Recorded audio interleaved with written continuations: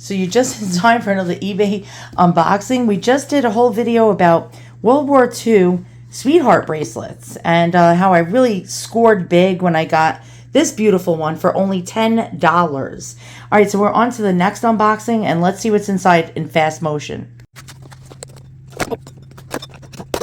Shit. Did you see that? I almost freaking sliced myself and diced myself. All right, let's commence in fast motion.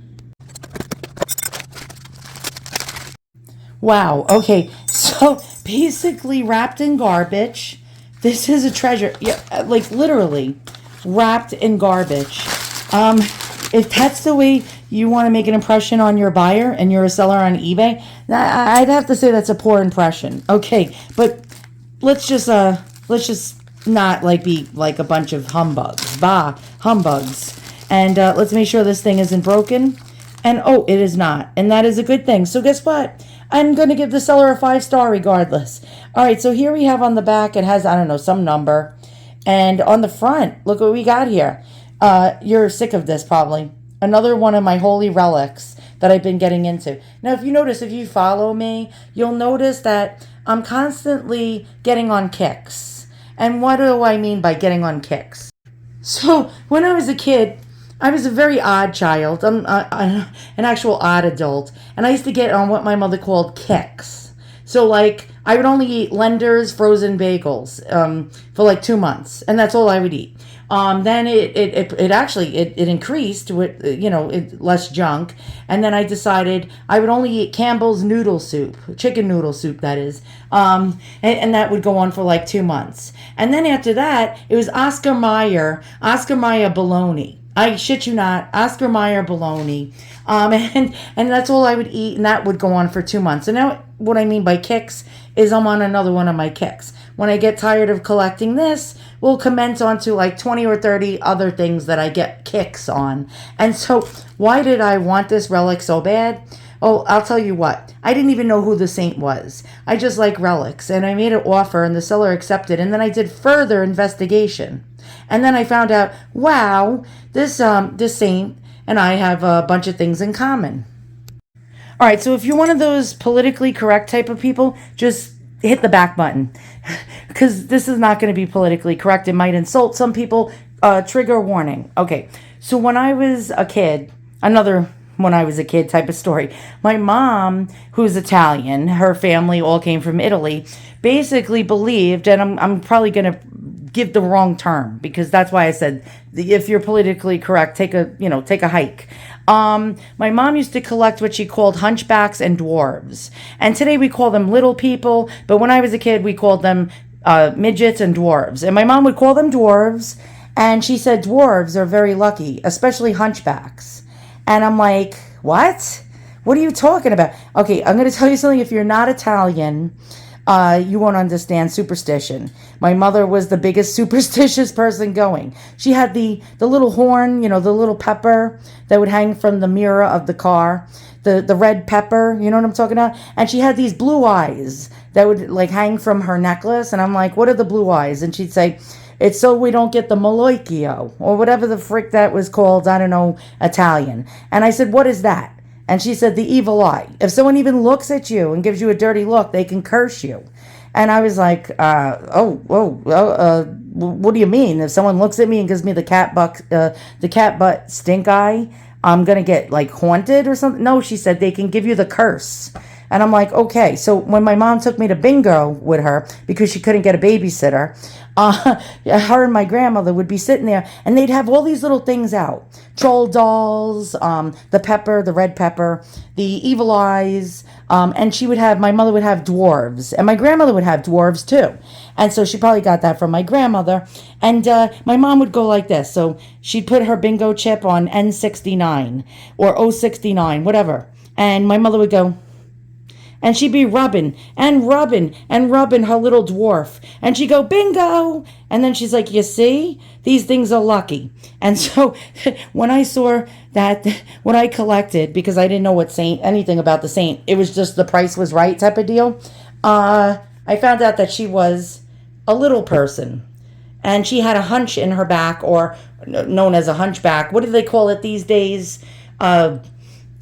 let's see, politically correct way to describe it would be it was shaped like a hill. Her upper back was shaped like a hill. And so this Saint Catherine, there we go, of Castellon. Yeah, it's Spanish. And by the way, I did my DNA and I found out I'm like 38% Spanish. You find out a new thing every day. So I'm not a full blown Italian. But do the Spanish do the dwarf things too? Tell me in the comments below. If you're of a Hispanic heritage, do you guys like have these little dwarf people around, and are they lucky, and do you rub their little hunchbacks? I'd like to know. All right, so St. Margaret, it was actually abandoned. And I'll give you another story about my own life and how I was abandoned. And so why I feel much kinship with this saint, this wonderful saint. Okay, so she was a child that came from a wealthy family.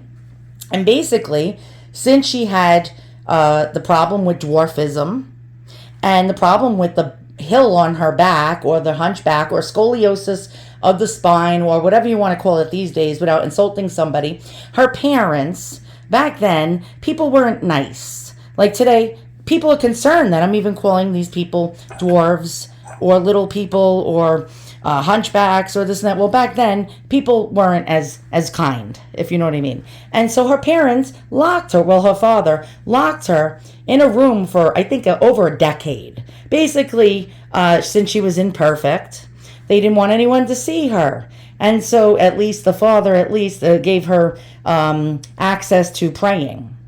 They fed her. I guess they threw like a lamb chop through the door or whatever, how they treated her. And they let her pray. And so she knew all her prayers.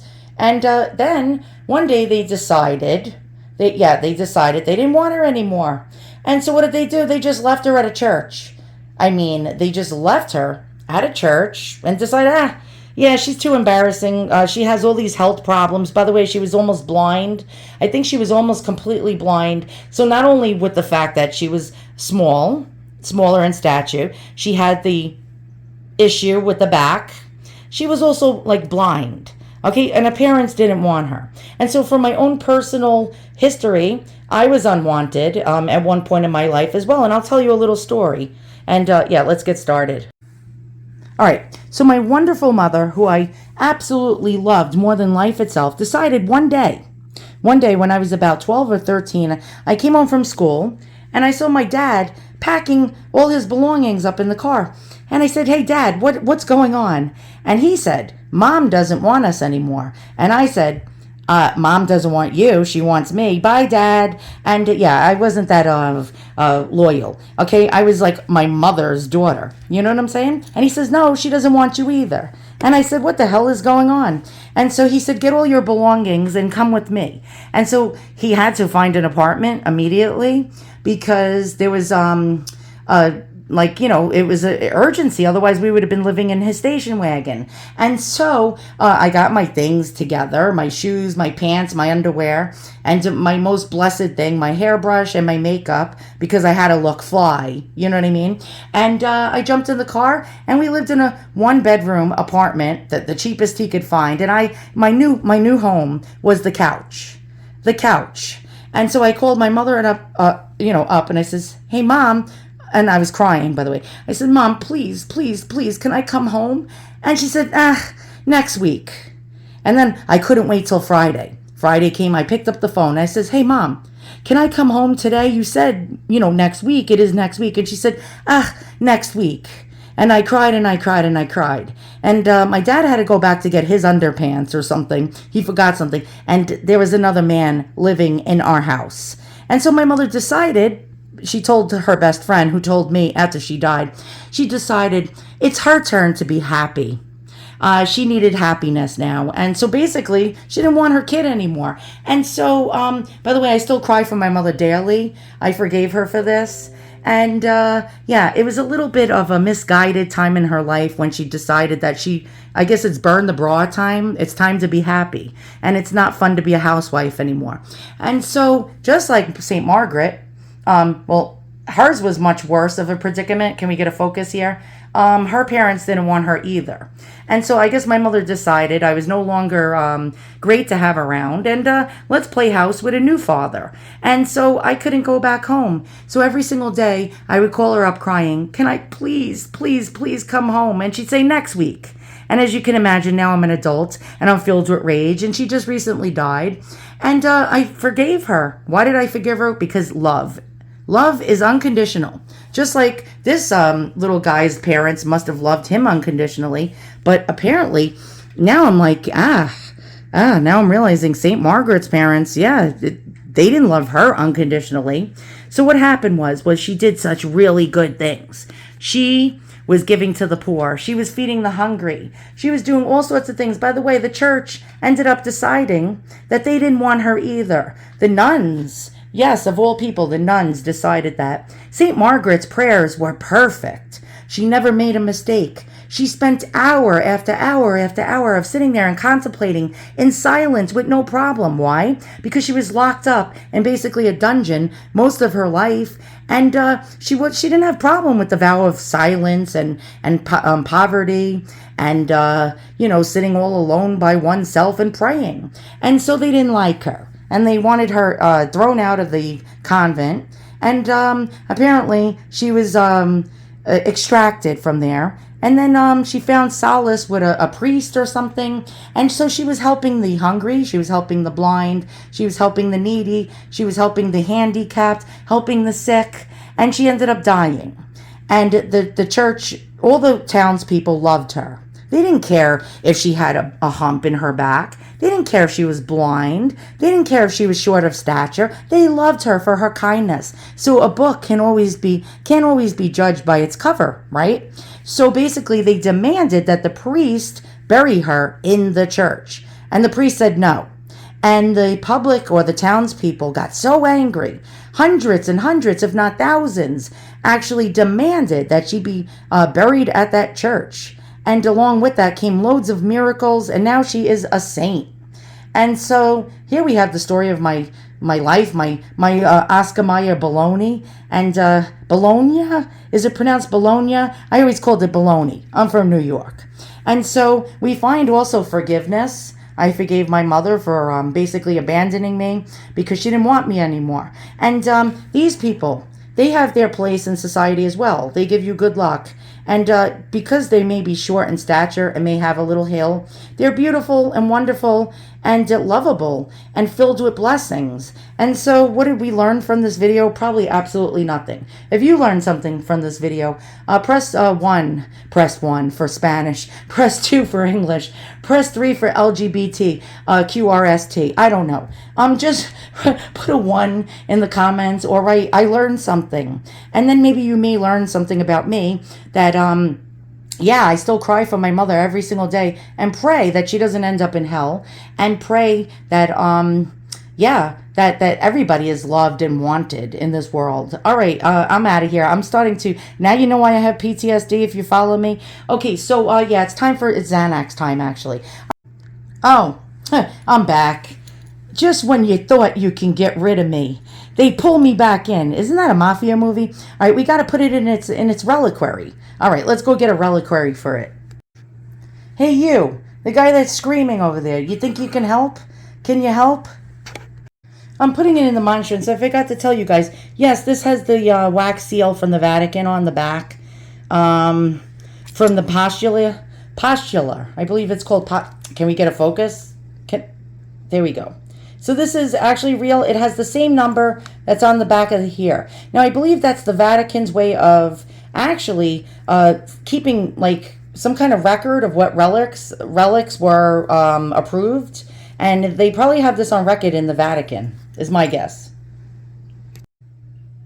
So now she's surrounded by her friends, and she's in her beautiful, beautiful reliquary. Let me just show it to you guys. You can find these on Amazon or on eBay. They're very expensive. And so here she is. She's right in there. And so at one point in my life, I must have had the malakia. Like my mother, the curse. Because somebody cursed me because I ended up homeless. And now you might say, well, your father took you. Let me tell you something. My father was like an army drill sergeant. It was like living with the dude from what's the guy from Full what was that, Full Metal Jacket? You know what I'm saying? It was like a drill sergeant. So every day the beds had to be made. The everything had to be done in regiment, like a drill sergeant. So I was like really upset because I wanted to go back home because my mother was actually less of a sadist. And yeah, my mother was definitely less of a sadist. Now, my father is a wonderful man, but he's just too damn regimental. Basically, bedtime and lights out era at 8 o'clock. Dinner must be eaten at 5. All children should be seen and not heard. And so basically, all children should be seen and not heard when this happened to me. And I was like, I want to go home. And I never really got to go home until much later on. And that man ended up being with my mother until the day she died. Wonderful, wonderful man. Right? Write in the comments. Do you think this is a wonderful man to actually move in with a woman who has a child and then she just throws the child to the sharks? And then says, yeah, I'll move in with you. Hey, oh, bada bing, bada bang. And yeah. All right, that's it. Enough of my airing my dirty panties on the internet. See you guys all soon on the next one.